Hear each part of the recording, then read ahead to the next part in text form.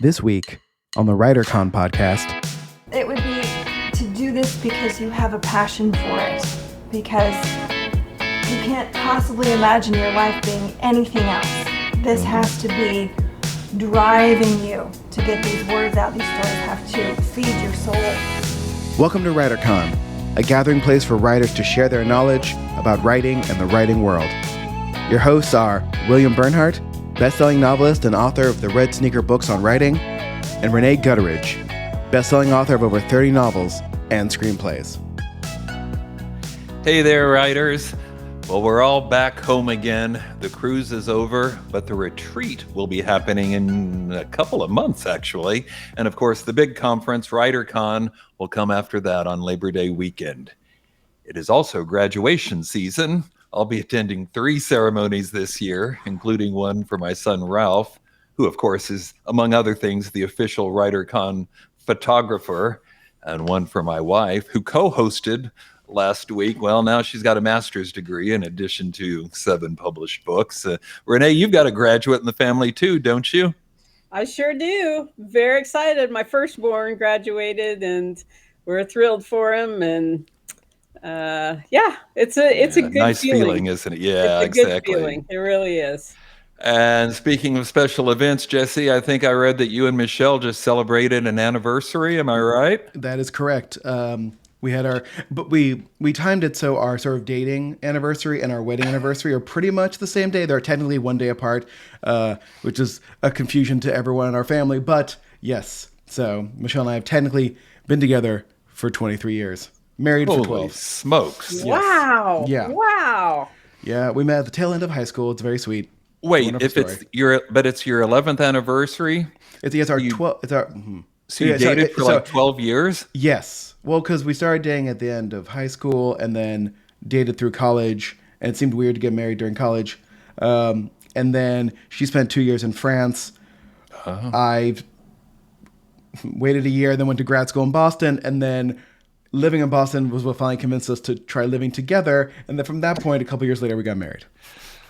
Okay. That is a dating saga. It is a dating saga. Yeah, it was sounding like you got worse commitment issues than most of my characters. But, well, honestly, it was just it was Michelle's desire about whether she wanted to be the center of attention for a day or not, which is really the holdup. And I was like, whenever you're ready. So, and that's cool. Yep. All right. Our interview today is with Amy Brewer, who is a senior literary agent at the Metamorphosis Literary Agency, which is a premier outfit, currently seeking well-crafted fiction and nonfiction. She's also the co-author of a book, Texting Prince Charming, and she's a social media manager and a yoga instructor. I mean, she does it all. She'll be at WriterCon this year, and she joined us on the WriterCon cruise, where she spent, and I'm not exaggerating, hours. She spoke to every single member of our group. So put that into perspective, just to toot the WriterCon horn a little bit. At most conferences, your pitch sessions are 1, maybe 2 minutes if you're lucky. At WriterCon, they're 10 minutes, unless you do Pitch Fest, in which there's more. But on the cruise, she spoke to people for hours, not just taking pitches, but giving insightful career advice and guidance. Anyway, while we were on the cruise, she was also kind enough to sit for an interview, and we're going to share that with you now. So be prepared for the change in hosts and locations, and I'm sure it'll sound differently because when we were on the cruise, we were all crowded in a very small library. But Jesse made it work, right? I did. All right. We'll talk to Amy after the news segment and a brief word from our friends at Draft to Digital.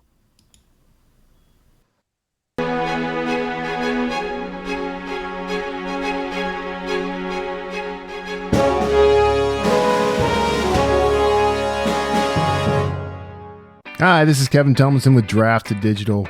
Ebooks are amazing, but there's just something about having your book in print.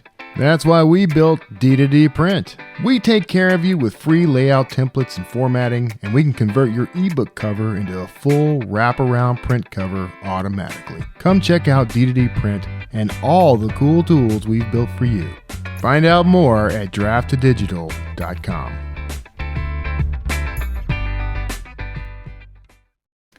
All right, our first news story. We should probably just start a continuing segment we call the Patterson Report, because this is the third consecutive time he's featured in the news segment.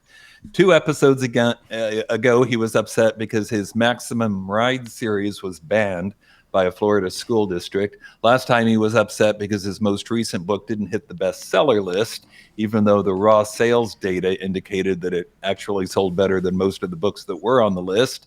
And now he is here because he has achieved an unprecedented milestone. He is now officially the first author to sell more than 100 million copies in print formats, according to Circana BookScan. His nearest competitor, with a puny 83 million copies in print, is, who wants to guess? Rene, what do you think? We'll do Final Jeopardy. Oh, gosh. I mean, I don't think it's Stephen King. It is not. He's that would have been my guess too. He's not even in the top 7. I don't know why, but he's not. Jesse, what do you think? I was going to say the Bible. Well, but we're talking authors here. And the Bible has God. God, yeah, Yes. God. Let's see. Honestly, yeah, who? I have no... What is... I don't know. The answer is Dr. Seuss, who has the puny 83 million copies. Since you asked, I thought you would say J.K. Rowling, who is in fact number 3. Yeah. But then I thought volume of books. Yeah. Right. James Patterson, he has... Well, that's a good point. Hundreds probably, and Rowling has essentially 7, although I know she's done some other smaller books. Jeff Kinney, Wimpy Kid is number 4, Nora Roberts 5, Mary Pope Osborne, The Magic Tree House is 6, and John Grisham comes in at 7 with 42 million books. Wow. Which, I'd probably be happy with, but compared to 100 million, it starts to sound like, he's an underachiever. I remember last time you mentioned, Jesse, that you did not feel sympathy for James Patterson. What about now that he is apparently the best-selling author ever? Now I feel even less sympathy. Like, just stop complaining. Like, you've sold the most books ever. What else do you want? You don't even have to write your books. You have your team of ghostwriters to write them for you. Like, you don't have to do anything. Just like swim in your money and be happy. Like Uncle Scrooge. Yeah. I will give him credit for, I think he loves stories, and he is very good at, think how many series he's run. He started with Alex Cross, then the Women's Murder Club, Michael Bennett. We talked about Maxim Ride Zoo, which was some kind of television series. I mean, even if he's not writing every word himself, he seems to be a font of story ideas. All right, news story number 2. This has to do with Barnes & Noble. This is where I have to eat crow, because I know 5 or more years ago, I was predicting Barnes & Noble would not be around much longer, but it is. And according to their CEO, they've made great strides in terms of returns. Just in case somebody doesn't know, let me briefly explain that in the book world, when we talk about returns, we're talking about a bookstore's ability to return, to send back books they don't sell and get credit for it. Although in some cases, for a while, they just had to rip off the covers of paperbacks and send back the cover. Now, in some cases, they don't even have to do that. They can just destroy the book and tell the distributor they didn't sell it. Anyway, the point of this is that the current CEO, James Daunt, has revealed that the chain now has returns down to 7% from a previous 30% when he took over. I mean, that's a huge difference, and he's clearly hoping to drop it even further. He said he'd like to get it down to 3%. Rene, you've been in this business a long time. Do you think 3% returns is even possible? I mean, I don't. We'll say yes, because we're cheering this on. We're going to be positive. Can I ask a question, though? I might have forgotten. We talked about this. What does he do? What's the secret sauce here that he claims? Well, one thing that he did mention in the interview was that once upon a time, Barnes& Noble did a lot of pay for play placements. You know, the publisher would give them typically $10,000 or $15,000, and then you'd get shelved on an end cap or at the front where it said bestsellers, which had nothing to do with sales. It just had to do with being a bought spot. But of course, the fact that your publisher paid for a spot does not necessarily mean the book's going to sell. And I think that was a reason a lot were getting returned, but Daunt has apparently eliminated that and allowed local stores to be more in control of what books they show. They can feature local authors if they want to, or curate the collection based upon what's selling in their town. And that fascinating concept, isn't it? Yeah, imagine that, even in a chain store. But you raised the issue of cheering. Jesse, what do you think? Should we be cheering for this huge chain? Am I the only one who remembers the movie You've Got Mail? No, I remember. Like Barnes & Noble used to be the enemy. Right. But here's the thing. The enemy of my enemy is my friend situation here, right? We want Barnes & Noble to succeed so that bookstores, real bookstores, can succeed against Amazon, you know, the evil empire I don't see them becoming Barnes & Noble anytime soon. So, yeah, I'm happy for Barnes & Noble. Here's the thing. Like, Barnes & Nobles are nice.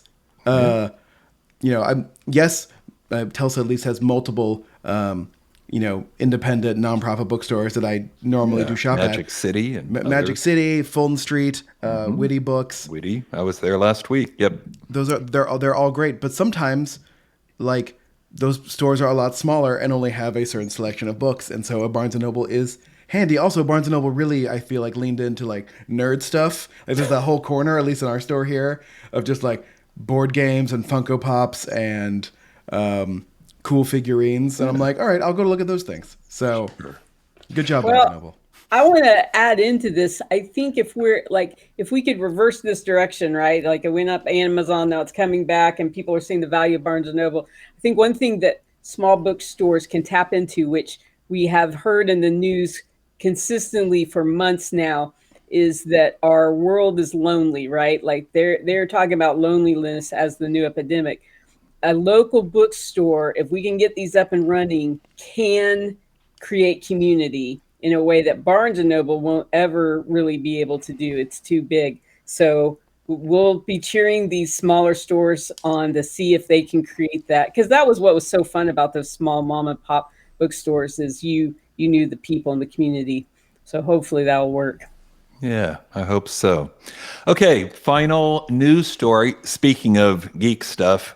Oh, I shouldn't have said that, but too late. Jesse, Warner Brothers has announced that the Harry Potter series of books, which of course they have rights to because they did the movie series, it's now going to be adapted into a decade-long television series. So the idea is that each season will be based on one of the 7 Harry Potter books, and it will stream on what I think is currently called HBO Max, but it's about to become Max.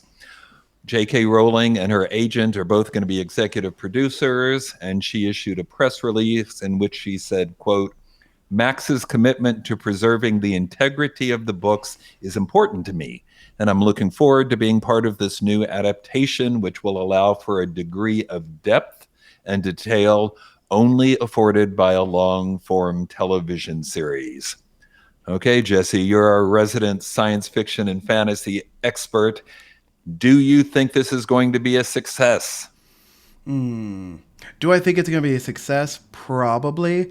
Is it a good idea? Yes, it always should have been a prestige TV show. Almost all book adaptations should be, because making a 90-minute to 2-hour movie off a book is always going to leave out important character details. Sure. But is it too soon? I mean, it seems like just yesterday I was marathoning those movies with Ralph when he was a single-digit age, and as I just mentioned, he's about to graduate from college. So maybe it's not as reasoned as I think. Well, yeah, I feel like the first Harry Potter movie came out the same year Fellowship of the Ring did, like 2001. Really? And then they finished up in the early 2010s. I mean, yeah, it's a little early. for it, honestly. I mean, like the original actors are still like mostly alive. Cameos. There should be some great cameos, hopefully. Can Daniel Radcliffe play Harry's dad this time around? Ooh, that would be. Yeah, I'm interested in that. I feel like, and maybe they have the data on this. If there's been like a whole generation of people continuously reading the books, there will be a new generation of people who will view the TV show as their thing versus the movies. I mean, I'm interested to see what this is like, considering the issues J.K. Rowling has had with her own fan base over the last couple of years, and how actors in this show, actors who are signed on to this show, respond to that, and again, how much control she has over it. Because as we've learned with the most recent Harry Potter related movies, she's a great book writer. She's not necessarily a great script writer. So hopefully they, once the strike is over, get some good writers for the show. Well, the other question, of course, is the controversy that has arisen in the past year or so regarding J.K. Rowling and her statements about trans individuals and whatnot. Is I can see that, Max is treading softly around this issue, but these are still adaptations of her work. Is that going to be a problem for this series? I think it's going to be a problem for some people, for sure, because considering how they announced her involvement in it, like, the battle Harry Potter fans who have problems with J.K. Rowling's views on trans issues is like they don't want to give her any more money than she already has. And watching the show, like with that video game that came out a couple months ago, people were debating whether they should play it. And with this show, like, she's directly involved with it, so there's definitely going to be people who are not going to watch it, and it depends on how loud they are. And they'll definitely listen. Even within my own friend group, there is a break between like whether they care, like whether their support of trans people and their love of Harry Potter, like where they draw said line. And so it's gonna be interesting. I mean, I would love for it to be good. Will I watch it? I'm not sure. Rene, you are being suspiciously quiet. Was Harry Potter a big hit at your house? It was. We loved it, and I remember loving it, I think, even more than my kids. And we loved it. It was great. And will you watch the new series? What? I was gonna say, just a reminder, like, people tried to cancel her books, the Harry Potter books, when they first came out too. So because there was sorcery and it was the devil's work. So. Yeah. All right. That's enough news. Jesse, cue up the music. Let's talk to Amy Brewer. Amy, thanks for being on the podcast. Thank you for having me. This is wonderful. All right. Traditional first question. If you could give writers one piece of advice, what would it be? It would be to do this because you have a passion for it. Because you can't possibly imagine your life being anything else. This has to be driving you to get these words out. These stories have to feed your soul. That is my best advice. Write for that. Write for the passion, for the love, for the words. Don't write for the money. That's great advice. Finish the sentence. Because the money's not always going to be there. Right. Throughout history, the money hasn't been there for the greatest writers ever. They weren't as glamorous as we seem to think that they were. So, but they loved words. This melodious, beautiful, glorious words. And if you've produced a book that you're proud of, mission accomplished. Mission accomplished, right? Exactly. Great. How did you get started working as a literary agent? I myself am a published co-author. And I found, as the co-author, I was doing the editing, and I was doing the sort of the research, and I was doing all of the business side. And I kind of realized as we got deeper into the process and got our own agent, I was thinking, I'm kind of doing the agency stuff. That was where my strength lies, with, talking to people, going up and shaking hands and making connections. And my co-author, Patty Crothers, was the phenomenal sit at home and get those words out kind of thing. And I could come back in and say, oh, this needs more angst in this scene, or these characters don't need to connect just right yet. And with that, I became an intern with a literary agency, and now I have been at it I'm in my 6th year. Wow. So, Nice. Fantastic. And selling a lot of books for a lot of clients, right? yes, a lot of books for a lot of clients. So it sounds like it kind of drew you in. It sounds like your skill set was very well matched to this. So what do you like most about being an agent? So I've always considered myself a bridge, connecting one thing to another. Whether it is, I was in yoga, I was in mental health, it's connecting people to kind of what they want, what they need, what they love.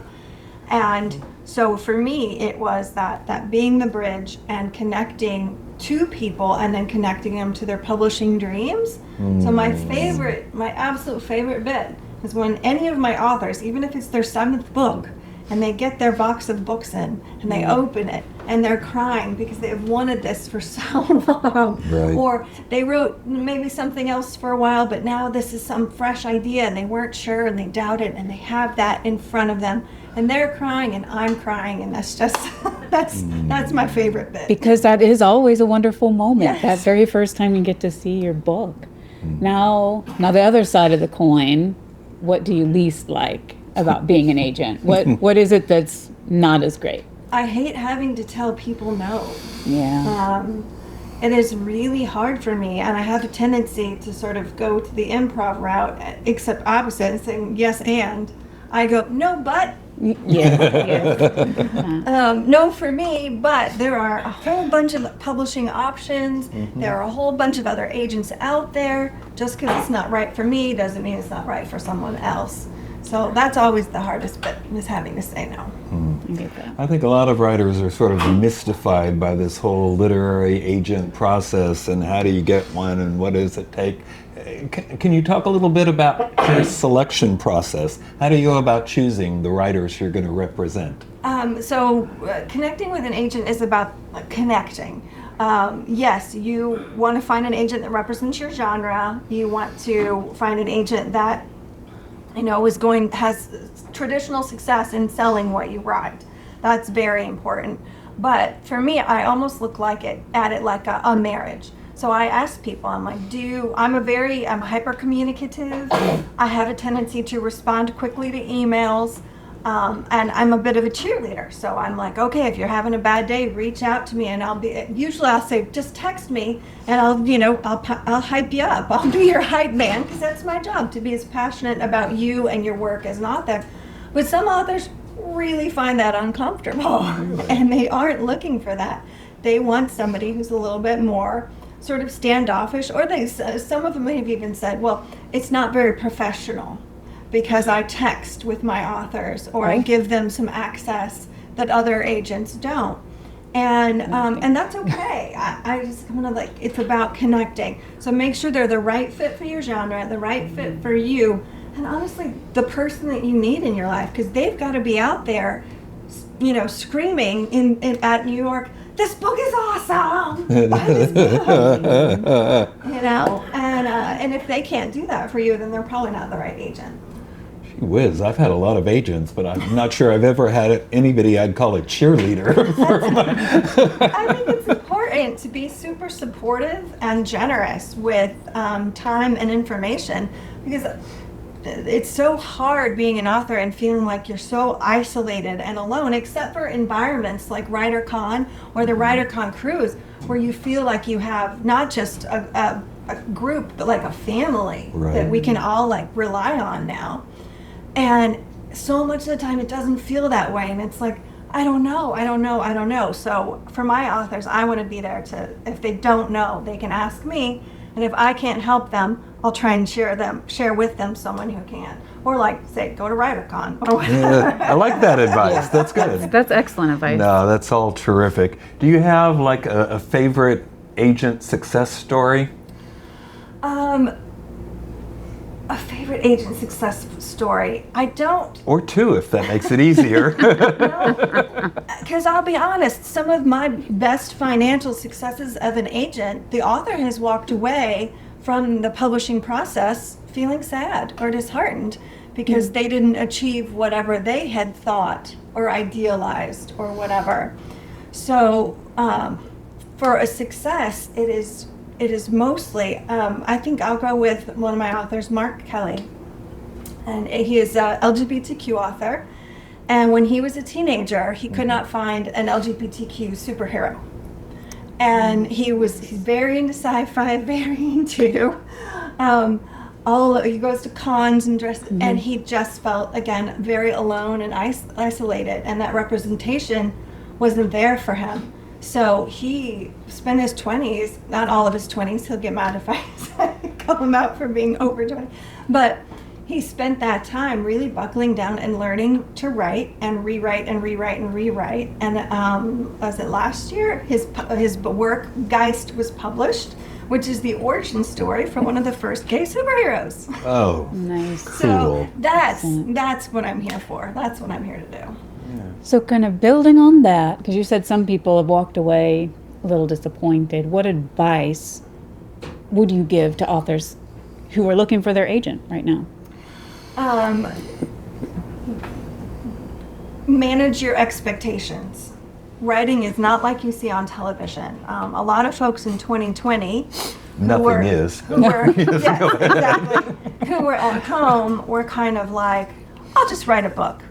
It'll be easy. And it's not. It's really hard. And the expectation is you get this some authors will say, well, I need to hit the New York Times bestseller to be a success. And if I'm not that, then I'm a failure. Instead of, I have to work really hard for like 30 years to get to the New York Times bestseller list. And yes, there are outliers that make it like that. But if you really want to succeed in this industry, you have to have the stamina and the gumption to just keep on going. Book after book after book, doing all of the marketing, all of the everything. Because a lot of times people will come to me and say, I wrote this book, but I don't really want to market it. So can you do something with it? Yeah. and I'm always like, no, I'm sorry. That's not how this works. So. Yeah. Well, okay, let's get down to the nitty-gritty now. What are some of the things you see or have seen authors doing that really hinder them rather than help them find an agent? Overcomping themselves. That is, it's saying this is going to coming right at first line. This book is going to be bigger than the Bible, or this book is going to be bigger than Harry Potter, or just coming in with ego first, and that's not really how the industry works. After a while, you can earn an ego, but it takes it should take a while. So that's a big one. Not knowing your genre is a big reason that an agent wouldn't take you on. As I mentioned in class a few days ago, I was given a 700,000 word erotica, and that genre is usually in the 30,000 word range. That's a lot of erotica. That's like a lifetime of erotica, isn't it? That's exactly right. And not having read a word, there's nothing an agent can do with that situation. So you need to know your word count, you need to know your genre, you need to know the formula for it, all of the things before you are ready for an agent. So let's build on that. Okay. So you go to conferences, I would think fairly often, yes? Yeah. And that's probably where you're going to have most of your connections made. People are coming to you and they're pitching to you. What do you look for in a pitch? Like what's going to work, what isn't? Honestly, it's going to be very similar. I'm looking for people that I feel are motivated, people that really care about what they're talking about. Well, let's expand on that a little bit. I think you go to conferences pretty regularly, yes, and that's a great place for authors to connect with you, and they're going to do that through a pitch. And so what is it that you're looking for when someone comes to you to pitch? What helps and what doesn't? The most helpful thing in a pitch is that they know what I'm looking for, and that they are pitching sort of, again, in the genre that I represent most, or something. They said, I saw this interview and you said that you liked this. I have something that is, similar to that. something close. What's difficult is when someone, again, like I just said about the erotica, when someone's like, oh, I've written a really dark horror and you've never really sold that, but can you be my agent? And I'm like, I don't know the right editors in that genre. I'm not the right person to connect you with that. So that's one of the big things. And I'm not really worried. Like, folks are always very nervous. And I've even held hands and like breathed with authors because they were so scared to spit out the premise of their book. But it's okay. Take your time, breathe. And that doesn't apply to all pitch sessions because some are very short. Not at WriterCon. Not at WriterCon. I've just got to say. And also some are very expensive at some conferences. And it's okay to ask questions of the agent. That's always fine. I always ask my the author after they've told me about their book. If I'm interested, I've asked for the full. I'll say, what else do you write? What else have you done? What communities are you in? So be prepared to answer some of those questions about yourself and about your writer history. And I think that is really what I'm looking for, because I'm not looking for sort of a person who's I've written one book and that's all I care about, and I'm not going to write any more. I can't really help a person with that. I'm looking for, and most agents are looking for, folks who are going to build a lifetime of works, and they'll continue to build those relationships with editors and publishers as they grow. And so those are the things to know. Amy, one last question. Can you talk or tell our readers a little bit about what you or maybe other agents are looking for right now? I don't mean people or pitches, but what kinds of books? What kinds of books? What's difficult is every agent is different. Right. It should have, if you look them up on the agency website, it should have their little list of what they're interested in and have represented best. Almost always it's there. Same with manuscript wish list. Most all of us have got some sort of information on manuscript wish list. I will warn you that manuscript wish list, the actual website, not the one on Twitter, the actual website can be a little bit outdated because I haven't updated mine in like 4 years. So, probably should do that. I'm specifically looking for LGBTQ forward works by any authors from the community. I am looking for cozy mysteries.